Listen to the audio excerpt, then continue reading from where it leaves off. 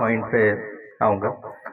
जिस तरह यशोदा माता ने जब देखा कि दूध उबल रहा है, तो उन्होंने अपने गोद में बैठे कान्हा को उतार कर, कान्हा को छोड़कर वो दूध देखने के लिए दौड़ पड़ी। क्यों? क्योंकि भगवान की सेवा के लिए वो क्या करना चाहती थी कि उस दूध से माखन बनाना चाहती थी, उस दूध से मिठाइयां बनाना चाहती थी सिर्फ भगवान के लिए। तो जिस प्रकार यशोदा ने भगवान को छोड़ा उनकी सेवा के लिए, उसी प्रकार प्रभुपाद ने वृंदावन छोड़ा हम जैसे जीवों के लिए, हम जैसे भक्तों के लिए, हमें वृंदावन देने के लिए प्रभुपाद ने वृंदावन छोड़ा।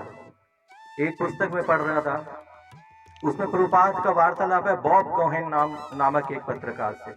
वो पुस्तक का नाम है पूर्ण प्रश्न पूर्ण उत्तर।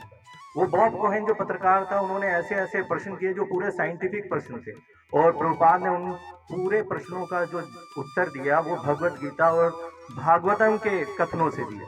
तो इतनी साइंटिफिक प्रश्नों का उत्तर भगवत गीता और भागवतम से देना और उसको सामने वाले को मान लेना, ये प्रभुपाद ही कर सकते थे। और ऐसा उन्होंने उत्तर दिया, ऐसा उन्होंने बताया कि वो जो बॉब कोहेन थे वो आगे जाके बन गए ब्रह्म तीर्थ दास। तो प्रभुपाद ने अपने गुरु के दिशा निर्देशों का पालन करने के लिए जो संघर्ष किया वो अतुलनीय है। शीत ऋतु में भी गर्म कपड़ों की आवश्यकता होती, पर उस धन को अपने ऊपर कभी भी खर्च नहीं करते। प्रभुपाद खुद ही पेपर खरीदते, खुद ही प्रूफिंग करते, खुद ही लिखते, खुद ही प्रिंटिंग पर देते, और फिर सारी प्रतियां लेकर खुद ही पैदल जाकर जगह जगह उन्हें भक्तों को देते। इतना संघर्ष किया प्रभुपाद ने। प्रभुपाद हमें अपने आचरण से सिखाया कि पुस्तक वितरण कितना महत्वपूर्ण है। दिल्ली की कड़ी धूप में वितरण करते हुए जब प्रभुपाद चक्कर खाकर बेहोश होकर गिर जाते हैं, कुछ लोग उन्हें उठाकर ले जाते हैं, और जब उन्हें होश आता है तो वो दोबारा पुस्तक वितरण के लिए चले जाते हैं। उन्होंने नहीं सोचा कि मैं थोड़ा रेस्ट कर लूं, थोड़ा आराम कर लूं, ऐसा उन्होंने नहीं सोचा। तो वो अपने आचरण से हमें सिखा रहे हैं कि हमें किस प्रकार पुस्तक वितरण करना चाहिए, किस प्रकार इन गतिविधियों में भाग लेना चाहिए।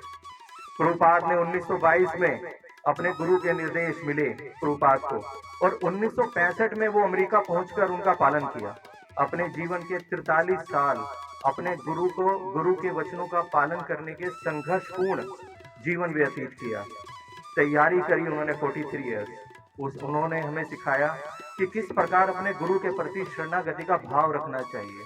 कि 1922 में जो उन्हें इंस्ट्रक्शन मिली, 1965 में उन्होंने पूरी करी, और वो 43 ईयर्स उन्होंने वो संघर्ष किया कि कैसे इन इंस्ट्रक्शन को पूरा किया जाए। कृष्ण भावनामृत में हम अपने जो गुरु भाई हैं उनको प्रभु कहकर पुकारते हैं।